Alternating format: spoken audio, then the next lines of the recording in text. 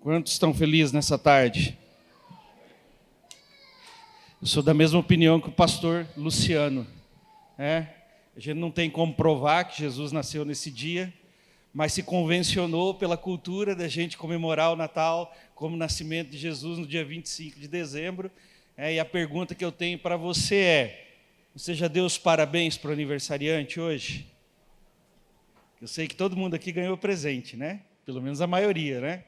Mas se lembrou de dar os parabéns para o aniversariante, porque Jesus é a pessoa principal nesse dia, né? E às vezes a gente acaba esquecendo de fazer isso, então esse dia serve para isso, para que a gente se lembre daquilo que Jesus fez por nós. E nesta tarde eu gostaria de levá-los a entender algumas coisas que Deus tratou comigo ao longo dos anos, e eu queria começar fazendo isso te perguntando: quem aqui já ganhou um presente que marcou a sua vida?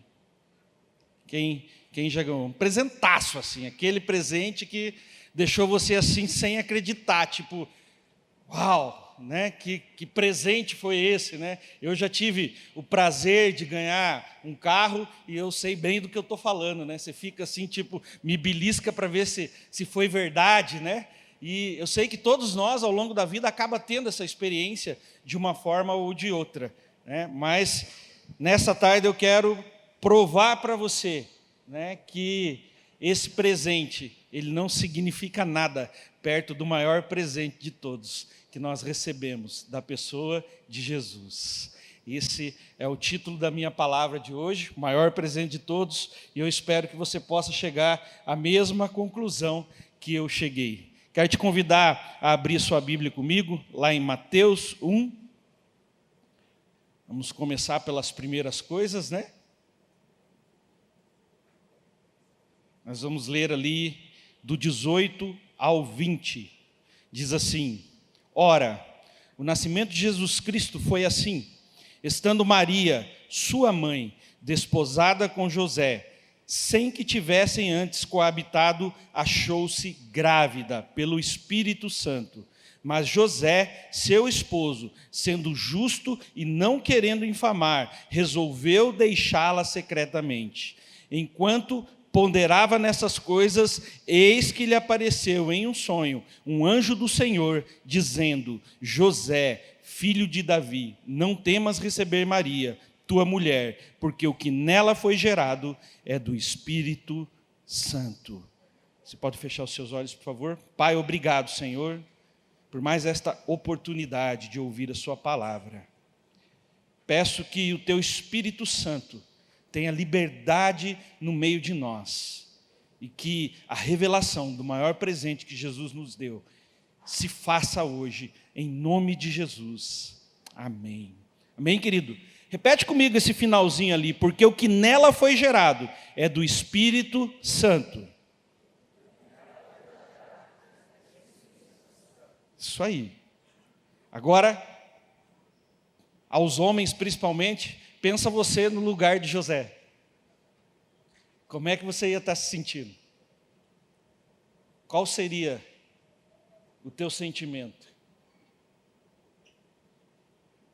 Alguns talvez nem um anjo ia convencer, né? Tipo, a conversa está bem forte essa conversa. Jesus já nasce num contexto complicado, querido.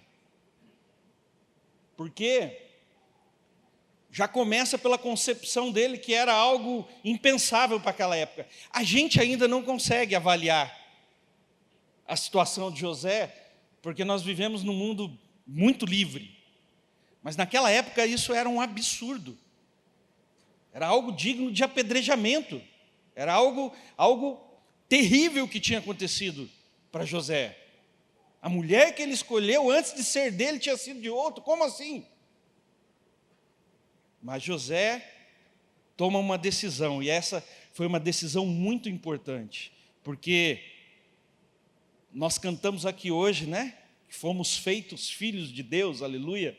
Todo mundo gosta de dizer isso, mas nós somos filhos de Deus por adoção. E não é pela adoção de Jesus Cristo, é pela adoção de Deus Pai, não é? Mas Jesus só podia ser da linhagem de Davi se José mantivesse a sua palavra e o adotasse, porque ele não era filho de José. Então ele vem, já começa a sua concepção, já começa sendo um filho adotado numa circunstância que não tinha como explicar muito bem. Aí, quando chega os dias dele nascer, eles têm que sair da sua cidade, eles têm que viajar a contragosto, e ele resolve, no meio da viagem, aparecer. Ele resolve nascer.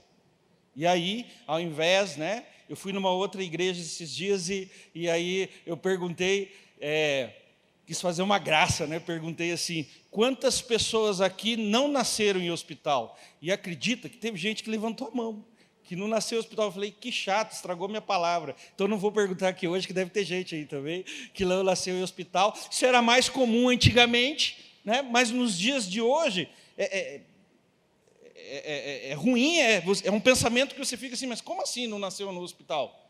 É estranho. A gente fica aí, vira até notícia de jornal, quando uma criança nasce em casa ou nasce no carro, não é algo, para nós já não é mais algo natural. Mas naquela época existiam as parteiras, tinha todo um processo do nascimento que foi abortado ali, porque naquele lugar onde ele estava não tinha como ser daquela forma. Então, pensa, hoje, nos dias de hoje, a gente diria assim, pensa no vucu-vucu que estava a vida dos pais de Jesus quando ele nasceu. Não era algo muito agradável. Amém? Ninguém concordou, então a história é só minha. Eu fico de ruim na história, que ninguém quer falar, É difícil a gente admitir, porque o costume natural do ser humano é romancear. Nós romanceamos a história de Jesus, nós romanceamos as coisas que lemos na Bíblia para elas ficarem mais aceitáveis. Mas a realidade não funciona assim. E aí hoje eu quero fazer um paralelo com as nossas vidas em cima da história de Jesus. Eu vou usar aqui a minha vida, mas eu quero te fazer um desafio. Até porque se eu falar da sua vida, você não vai ficar muito contente. Então eu vou falar da minha vida, mas você aí no seu lugar vai fazer o seu paralelo com a sua história, com a sua vida. Amém? Glória a Deus. Jesus teve que passar por todos os processos humanos. Jesus teve que cumprir tudo que era colocado pela cultura dele na época. Então Jesus nasceu, foi circuncidado, foi apresentado no templo, estudou ali o Pentateuco, Até uma certa idade ele tinha que ter grande parte ali do Pentateuco, os 5 primeiros livros da Bíblia, decorado. Era normal para aquela realidade deles isso. E Jesus cumpriu todas essas coisas. Lá em Lucas 2, nos versículos 39 e 40, ele diz assim, cumpridas todas as ordenanças segundo a lei do Senhor, voltaram para a Galiléia, para a sua cidade de Nazaré. Crescia o menino e se fortalecia, enchendo-se de sabedoria, e a graça de Deus estava sobre ele. Fala por irmão aí do seu lado, você ouviu? A graça de Deus estava sobre ele. Com vontade, irmão. Vai, cutuca aí. Eu sei que é tarde de Natal, você comeu bastante no almoço. Então, ele era uma criança normal, ele teve que crescer. Ele teve que aprender. E ele foi se enchendo de sabedoria. Ele já não nasceu com isso. O que isso me diz? Isso me diz que ele era como nós. Ele tinha à disposição dele as mesmas ferramentas de uma pessoa normal. Para os tempos dele, claro. Nos tempos de hoje, a gente ficaria escandalizado com a vida de Jesus. Mas lá nos tempos dele, ele foi acompanhado pelos pais para que ele tivesse um depósito natural das coisas. E é aqui que eu quero fazer um paralelo com a nossa história. Porque, de certa forma, todos nós nos convertemos em algum momento das nossas vidas. Mesmo aqueles que nasceram num lar cristão, ou talvez até filho de pastores, também teve um momento da vida em que a chave virou e que ele realmente se encontrou como um cristão, que ele realmente teve um encontro genuíno com Jesus Cristo. Né? Alguns sabem exatamente o momento que foi, alguns que têm uma história linda como a minha, né, anterior à conversão, não tem como não saber como a chave virou. Mas outros, talvez, nem se eu perguntar, nem sabem que dia que foi esse que você teve esse encontro com Jesus. Né? Alguns, como o pastor Luciano, com 2 anos e meio de idade, né? Outros como eu, com 30, e outros talvez aí com 60, 70, 80 anos. Já vi várias histórias de pessoas de 90 e poucos anos se converterem. Então, todos nós, em algum momento, temos esta virada, e esta virada vai ser o nosso ponto de partida. Porque aqui nós começamos uma nova vida. No meu caso, eu me encontrei com 30 anos de idade, vindo de uma vida pregressa, de drogas, prostituição e tudo mais, afundado no pecado, cheio de problemas. Então eu venho a Jesus em busca de um milagre. Eu venho a Jesus porque eu precisava de algo. Segundo o pastor Luciano também, né, ninguém é inocente. Ninguém vem a Jesus sem precisar de alguma coisa. Pelo menos a salvação essa pessoa está buscando. Mas talvez outras pessoas tomaram essa decisão dentro de um contexto já de ser filho, de morar numa casa onde os pais já cumpriam ali os princípios de Deus, mas lá em algum momento ele entende que, opa, agora é pessoal, agora não é mais porque o meu pai ou a minha mãe está me pedindo, agora é porque eu tive esse encontro. Então nós começamos a ser cuidados por outras pessoas. Nós aprendemos a respeito das coisas de Deus com outras pessoas. Isso é verdade em praticamente 100% das histórias. Se é o caso do que nasceu no lar cristão, tem os pais ali mostrando. Eu tinha os irmãos da igreja, que tiveram que pegar um barbado de 30 anos e ensinar tudo de novo. Como se vestir, como falar, como se comportar. Como estar presente na presença de outras pessoas na igreja. Eu tive que aprender tudo de novo, eu fui conduzido novamente. Assim como Jesus, eu tive que ir crescendo em conhecimento. E não dava para... Uma coisa que a gente faz às vezes, e isso aqui é um bom alerta, é que muitas vezes as pessoas vêm a Jesus e aí, pá, ao invés de virar a chave na pessoa, vira na gente. A gente já quer que amanhã aquele cara esteja respondendo a palavra de Deus como nós respondemos. E não é assim que funciona. Existe um processo.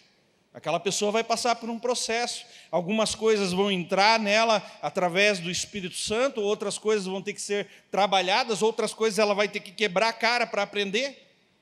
É o natural da nossa vida com Cristo. A gente vem aprendendo, crescendo em sabedoria, crescendo em discernimento. E aqui fica a dica para aqueles que estão conduzindo pessoas a Jesus.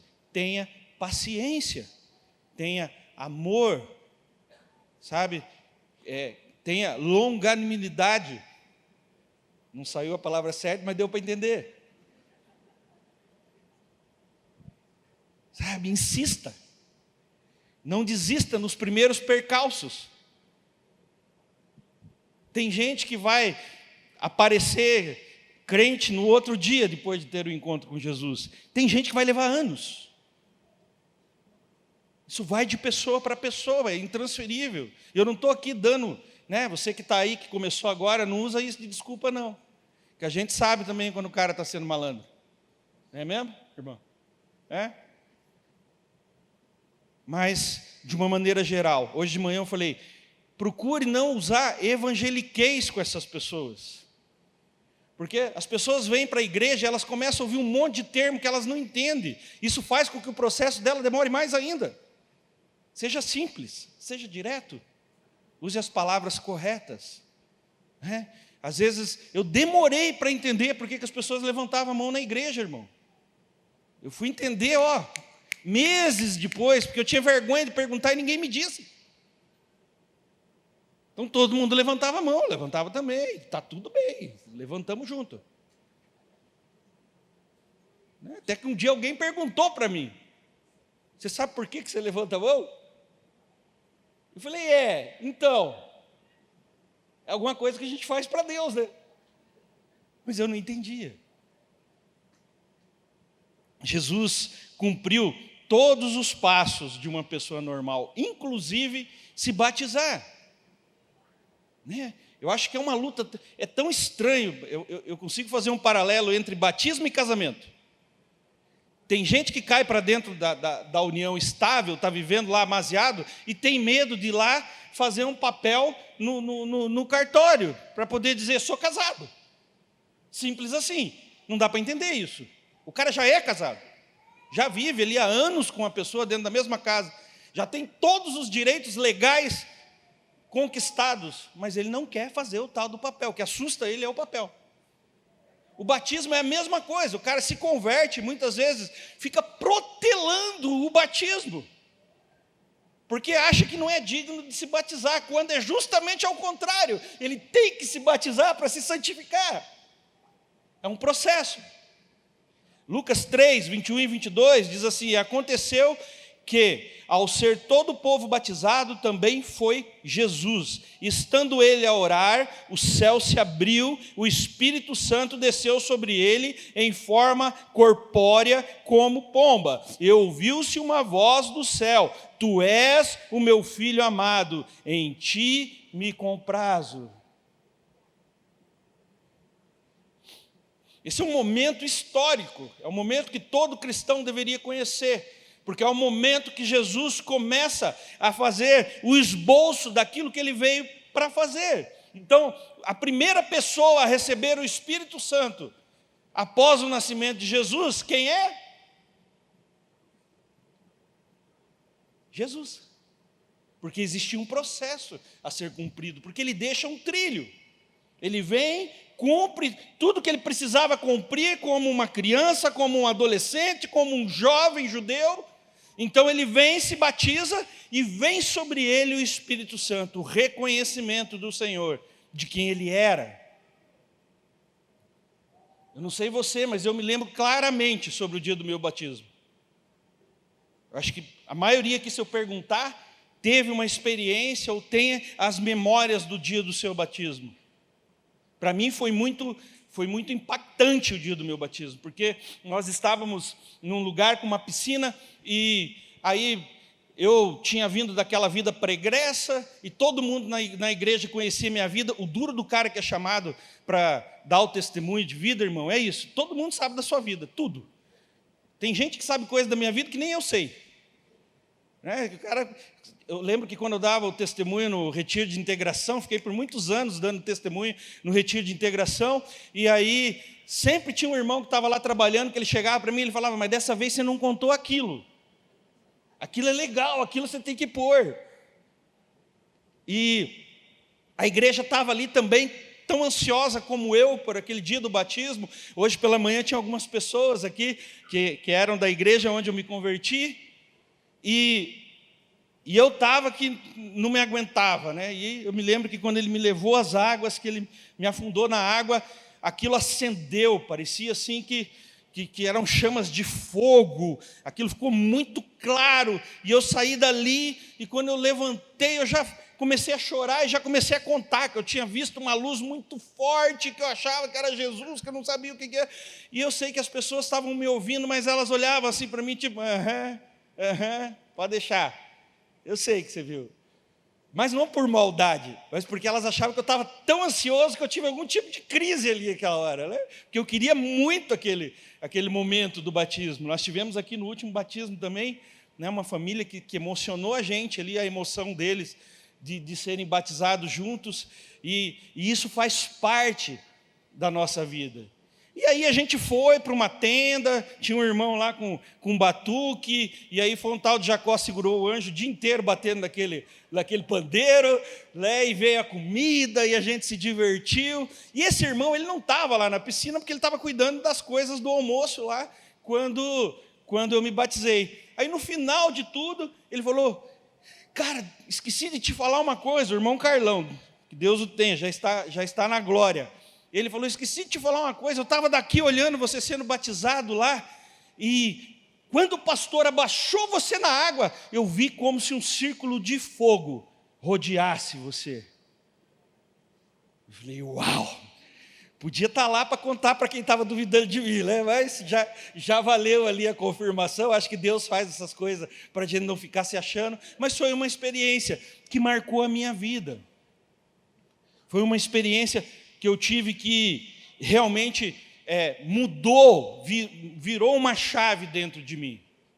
Mas, queridos, a gente sai dessas experiências, desses momentos, dá a impressão que nunca mais nós vamos ter problema algum, não é?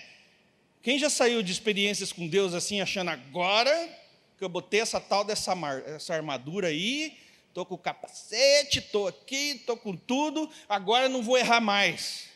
Aí vem a tal da tentação.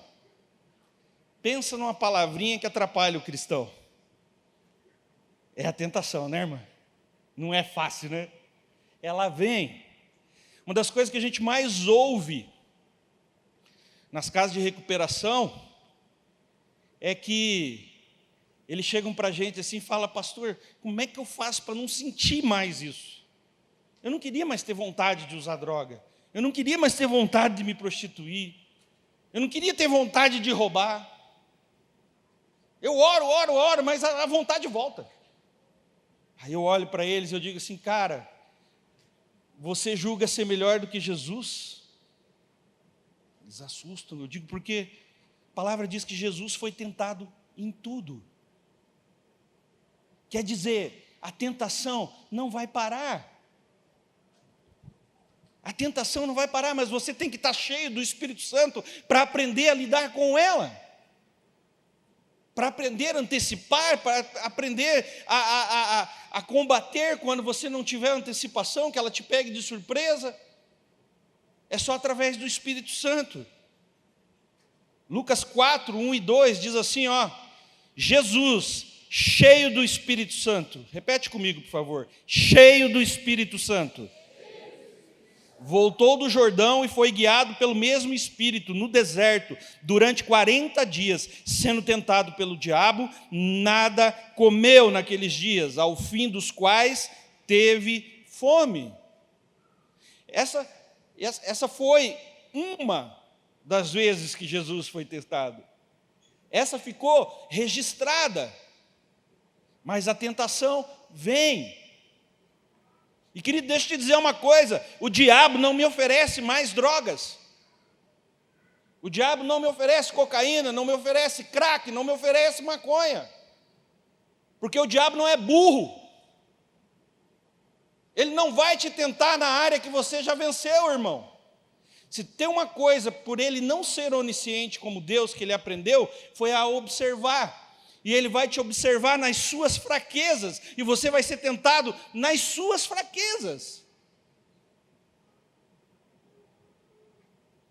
E isso precisa estar bem claro aqui. Ninguém é mais importante do que Jesus.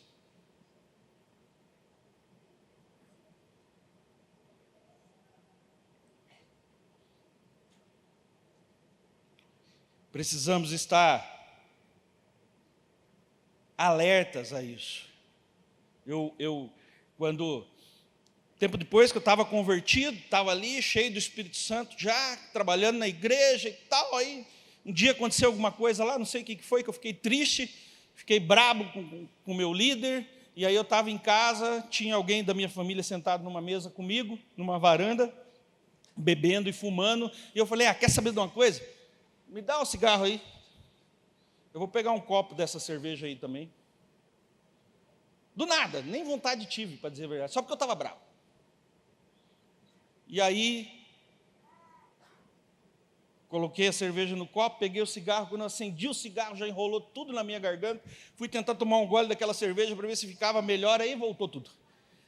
Saí correndo, coloquei tudo para fora, passei mal.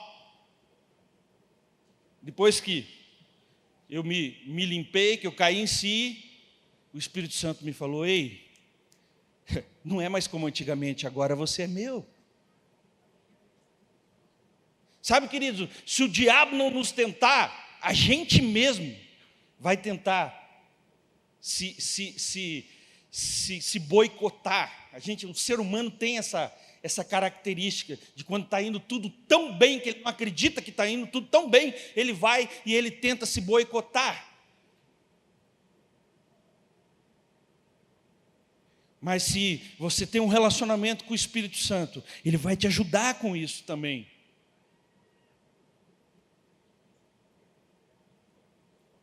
Quer ver um boicote que todos nós fazemos?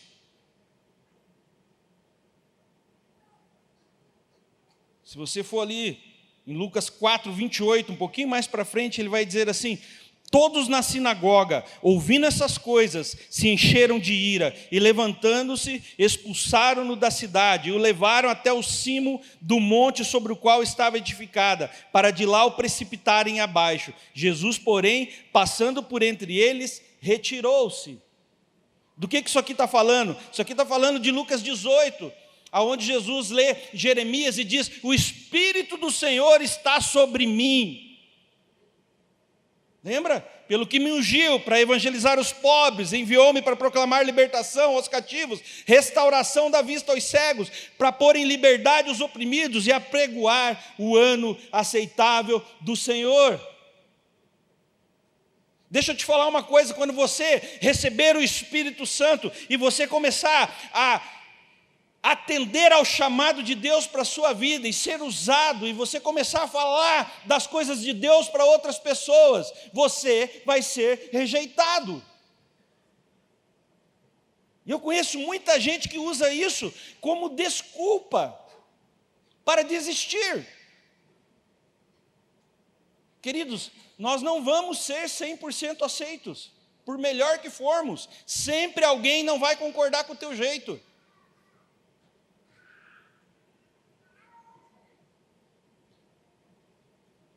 Eu recebi alguns pedidos de perdão que depois eu tive que rir com o irmão. Porque ele começava assim: eu te achava tão arrogante. É mesmo? Mas aonde você foi comigo? Você conviveu comigo em alguma coisa?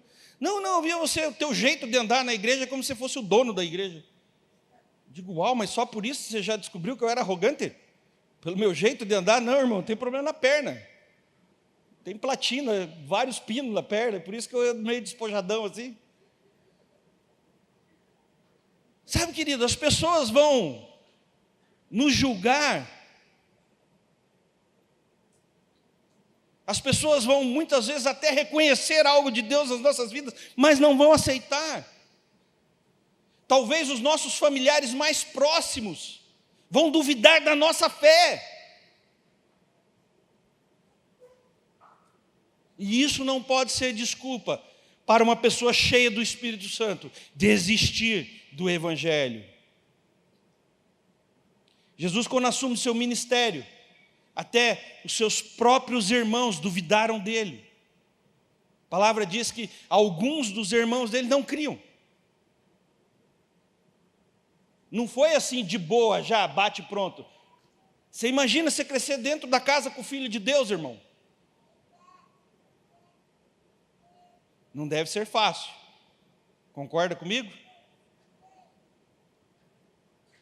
João 2, a partir do versículo 9 até o 12, diz assim: tendo o mestre Sala provado a água transformada em vinho, não sabendo de onde viera, se bem que o sabiam os serventes que haviam tirado a água, chamou o noivo e lhe disse: todos costumam pôr primeiro o bom vinho, e quando já beberam fartamente, servem o inferior. Tu, porém, guardaste o bom vinho até agora. Com este, deu Jesus princípio aos seus sinais em Caná da Galileia, manifestou a sua glória e os seus discípulos creram nele. Depois disso, desceu ele para Cafarnaum com sua mãe, seus irmãos e seus discípulos e ficaram ali muitos dias. Uau! Jesus operou muitos milagres. Esse foi o primeiro deles. Mas Jesus operou muitos milagres, tantos milagres que não puderam ser colocados todos aqui. A palavra de Deus contém alguns milagres do que Jesus fez, porque acredito que se fosse para ali colocar todos, ia precisar de alguns volumes a mais para discorrer essas histórias. E a nossa história como cristão não é diferente. Nós nos convertemos, nós aprendemos a andar com Deus, nós nos enchemos do Espírito Santo e começamos a viver milagres. Eu não conheço um crente que nunca viveu um milagre, em alguma área da vida. Sempre há uma intervenção de Deus, mesmo que a pessoa não aceite que é uma intervenção de Deus. Sempre ela vai achar um jeito de dizer. Quem já ouviu quando você fala assim, eu fui curado de tal coisa, mas você fez exame, você estava doente mesmo? Você tem confirmação disso? Não está errado, tem que confirmar mesmo, mas a gente vive um milagre após o outro. Eu escolhi esse texto por ser o primeiro milagre, e porque eu creio que na minha vida o maior milagre que eu vivi foi a restauração do meu casamento. E eu acho que não é à toa que o primeiro milagre de Jesus foi em um casamento. Ficou marcado para mim, 3 anos separado, uma mulher que foi magoada de todas as formas, que foi abandonada grávida, que não teve apoio quando teve que lidar com a doença do filho recém-nascido. Mas Deus vem e passa a mão e faz uma cura tão grande, que, queridos, vai para 16 anos isso. Eu nunca ouvi uma palavra da boca da Vanusa me acusando de nada, da época que eu estava perdido, nunca, não é porque ela está aqui não, porque quando ela está em casa ela fica assistindo para ver se eu vou falar mal dela.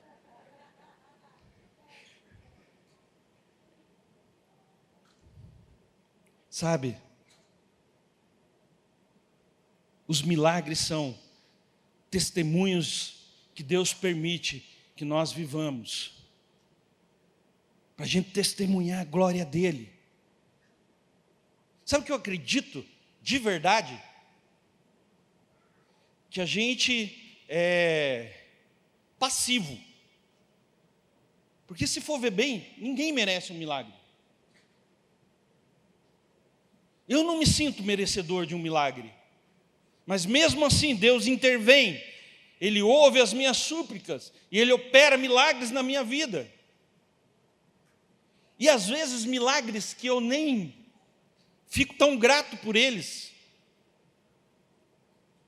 Porque o milagre, quando você sai por cima, ele é bom. Quando você é curado, ganha dinheiro, né?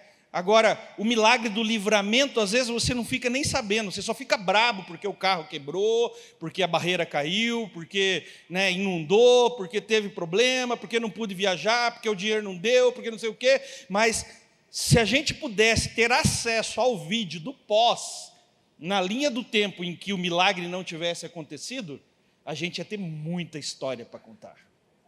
Muita história para contar. Sabe, querido, eu estou te falando isso porque eu sempre falava que Deus salvou a minha vida nas madrugadas aí, nas bocas de fumo, nos botecos, né? Eu ouvi arma falhar na minha cabeça, eu fiquei, me livrei de vários esfaqueamentos que eu fiquei sabendo depois que iam acontecer, e eu sempre falava sobre isso, e eu dizia assim, foi um livramento de Deus, mas como eu ainda não era cristão, eu sempre falava isso com certo temor. Sabe assim, será que foi mesmo? Será que eu não estou exagerando? Será que Deus ia livrar um ímpio da morte? Ainda fazendo o que eu estava fazendo? Tudo errado? Não tinha nada certo, nada. Não tinha como achar nada certo na minha vida. Aí passaram-se os anos, Dei o meu testemunho várias vezes, mas eu sempre me senti compungido a falar aquilo, que Deus me guardou ainda quando eu era infiel, ainda quando eu era ímpio, porque era o que eu lia na palavra. Mas aí, no sobrenatural que nós tivemos, no último, veio um senhor aqui, eu nem lembro o nome dele, um grandão, veio lá dos Estados Unidos, e aí ele senta comigo. E aí do nada ele olha para mim assim, cara, eu tenho que te falar uma coisa, mas eu não sei como falar. Depois você me procura. E puxa, é tão ruim, né? A gente que é ansioso, né? O cara fala, depois você me procura. Esse depois não chega nunca. E aí, no final de tudo, nós fomos jantar, e aí eu sentei com ele, ele falou assim, olha, Deus manda eu te falar que você pode contar sem medo que foi Ele que te livrou, ainda quando você era ímpio. Foi Ele que te manteve vivo. Foi Ele que te guardou. Sabe, queridos, esses milagres não são para o meu bel prazer. Eles são para a edificação do reino. Eles são para aqueles que não creem poderem crer. Pessoas que viram, pessoas que andaram comigo, pessoas que me conheciam, tem a oportunidade de olhar e dizer, uau, só pode ser Deus.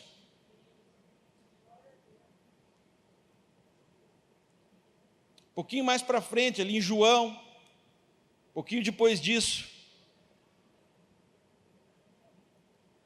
Jesus fala com seus discípulos, lá em João 16, do 12 ao 15, ele diz, tem ainda muito para lhes dizer, mas vocês não podem suportar agora. Porém, quando vier o Espírito da verdade, Ele os guiará em toda a verdade, e Ele não falará por si mesmo, mas dirá tudo o que ouvir e anunciará a vocês coisas que ainda estarão para acontecer. Ele me glorificará, porque vai receber do que é meu, e anunciará isso a vocês. Tudo que o Pai tem é meu. Por isso eu disse que o Espírito vai receber do que é meu e anunciar a vocês. Sabe, queridos, nós somos como crianças. Quando nos convertemos e crescemos em sabedoria, e a gente vai aprendendo, e a gente vai se desenvolvendo em Deus, em todas as áreas, na oração, no viver do Espírito, no identificar uma manifestação divina nas nossas vidas. E aí tem coisas que a gente ainda não está preparado para viver.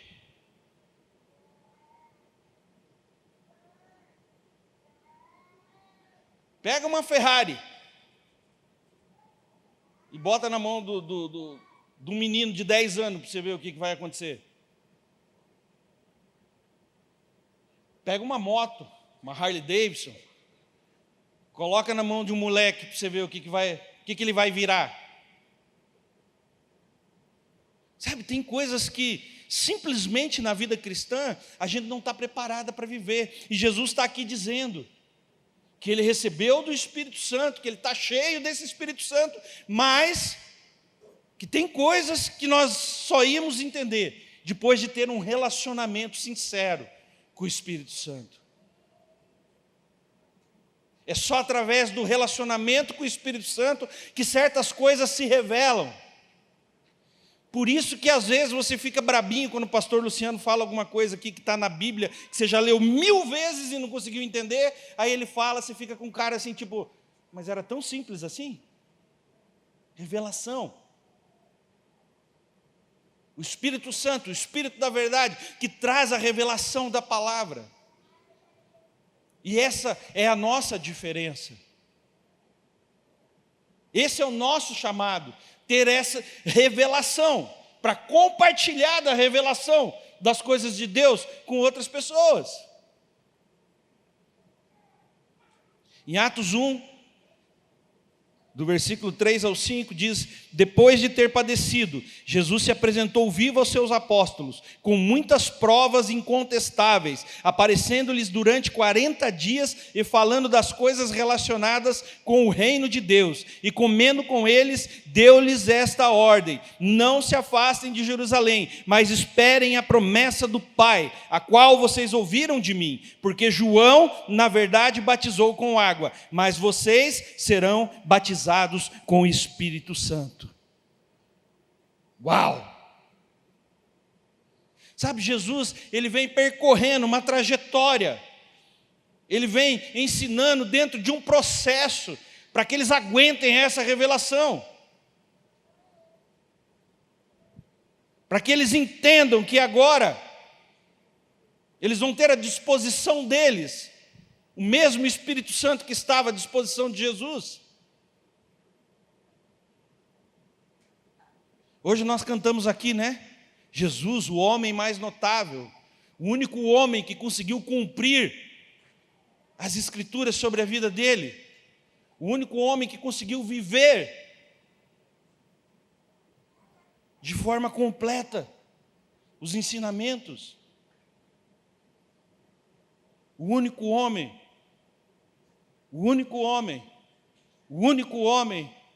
e nós perdemos esse link, de que até este momento, até o momento em que ele morreu naquela cruz, ele era apenas um homem. Lembra que eu falei aqui que nós romanceamos as coisas? Querido, Jesus, quando andou sobre a terra em carne, não tinha diferença de mim e de você. Ele tinha à disposição dele o Espírito Santo, como nós temos hoje. E foi através do Espírito Santo que ele conseguiu viver todas as coisas que viveu. É só a partir daqui que ele se apresenta como Deus num corpo glorificado. É só depois da sua crucificação, que, aliás, tem algo que eu não me canso de falar, e eu sempre dou um jeito de encaixar na minha pregação. A gente tem que parar de achar que o sofrimento de Jesus tem a ver com a surra que ele levou, tem a ver com as coisas que aconteceram na cruz.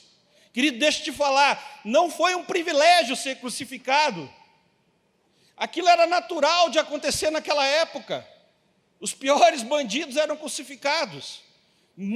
Mas milhares de pessoas morreram crucificadas. Era algo que os romanos faziam, sei lá se por prazer ou o que era, passava na cabeça deles, mas era algo que acontecia sempre. Então, não tem a ver com aquilo. O sofrimento de Jesus foi muito mais profundo, foi no Espírito. O sofrimento de um Deus que não precisava morrer. Quem já esteve perto da morte, quem já passou próximo da morte, sabe o quão angustiante é. Agora imagina, ele levou naquele momento sobre ele os seus pecados, os meus, todos os pecados da humanidade, de Adão até o último dia. Para avaliar isso. Então a gente tem que sair desse lugar e entender que a nossa gratidão, ela tem que ser gigantesca. Eu li um livro, e nesse livro a autora dizia o seguinte, que no inferno a pior coisa não é o sofrimento eterno, não são os vermes, não são o fogo. A pior coisa é que do inferno não existe a presença de Deus. Acho que isso não é bíblico, mas é algo que faz muito sentido. Porque por pior que nós sejamos sobre essa terra, a gente ainda está exposto à presença de Deus. Agora, a agonia e a angústia que Jesus passou no momento em que ele pergunta por que o Pai o abandonou, é inimaginável, porque ele era parte de Deus. E naquele momento ele foi abandonado por causa dos nossos pecados. Atos 2, do 1 ao 4 diz: Ao cumprir-se o dia de Pentecostes, estavam todos reunidos no mesmo lugar. De repente, veio do céu um som como de um vento impetuoso e encheu toda a casa onde estavam sentados. E apareceram distribuídas entre eles línguas como de fogo, as quais pousaram sobre cada um deles. Todos ficaram cheios do Espírito Santo e começaram a falar em outras línguas, segundo o Espírito lhes concedia que falassem. Chegou. Agora, o maior presente de todos estava à disposição de todos nós. Agora, o Espírito Santo não era mais algo que estava ali somente para Jesus, mas ele estava à disposição de todos os homens. Sabe o que me assusta nesse texto? Que aqui acabam as desculpas. Querido, o Espírito Santo não mudou. Se a palavra diz que quando você aceita Jesus como seu Senhor e Salvador, o Espírito Santo vem fazer morada em você. O que falta para que a gente tenha uma vida extraordinária? Aqui acabam as desculpas, aqui acabam as acusações, porque a minha igreja não é boa, porque eu não tenho acesso à palavra, porque o ensinamento não é bom. Aqui acabam as acusações, porque aqui fica bem claro que a única coisa que falta é a nossa atitude. Porque o maior presente de todos é o Espírito Santo. Ah, pastor, discordo de você. O maior presente de todos é a salvação. Não, querido, a salvação é redenção. A salvação é pela graça. Ela não é um presente.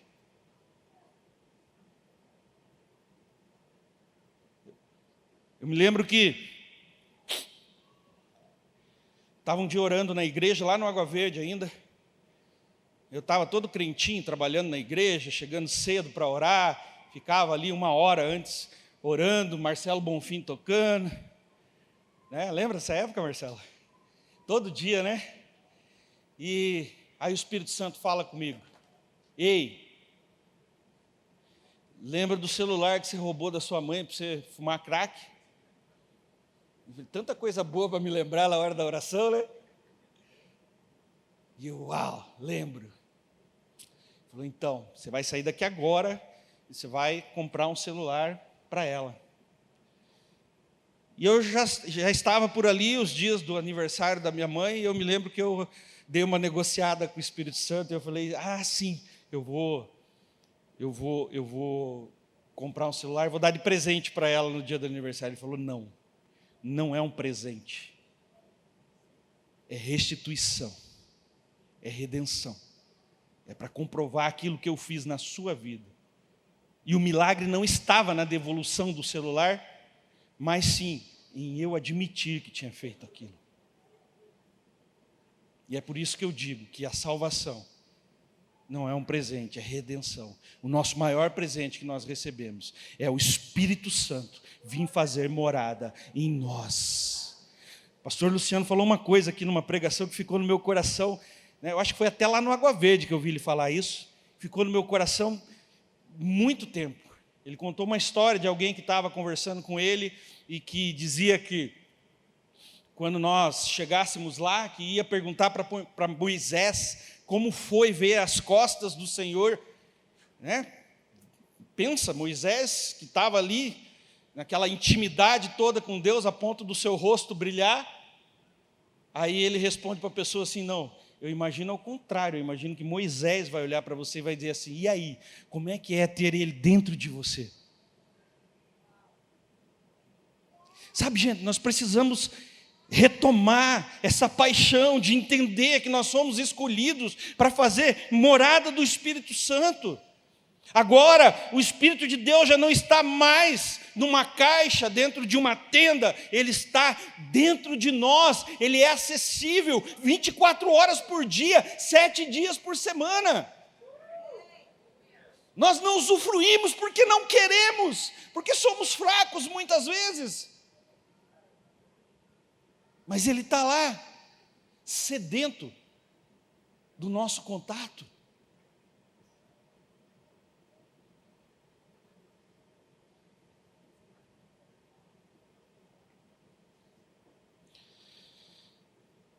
Eu penso que a gente precisa retomar esse caminho de relacionamento com o Espírito Santo.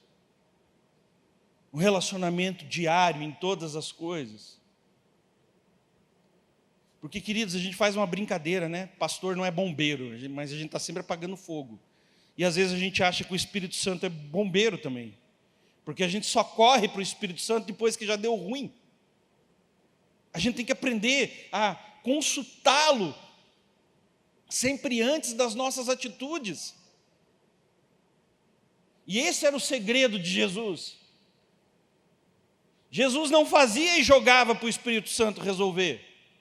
Jesus trabalhava em conjunto com o Espírito Santo para que a vontade de Deus se estabelecesse. O problema é que, além de querer que o Espírito Santo resolva as nossas broncas, a gente não está querendo fazer a vontade de Deus muitas vezes. A gente está querendo fazer a nossa vontade. E aí não tem como dar bom. Aí não tem como você usar esse presente maravilhoso que o Senhor nos deixou. Mas sabe, você que está aqui essa noite, que já aceitou Jesus como seu Senhor e Salvador, você não é igual aos outros. Você tem uma parte de Deus dentro de você, que foi lhe dado por um propósito único, para que você fale das boas novas do Filho dele. É Ele que vai capacitar. Me dói quando eu vejo um crente dizendo que não sabe orar, que não sabe pregar. Conta a tua história, irmão. Conta o que te aconteceu. Conta por que você está na igreja. Não precisa saber pregar, não precisa impor a voz, não precisa ter voz de locutor. Só precisa estar conectado ao Espírito Santo para que na hora certa você seja usado como um vaso de valor.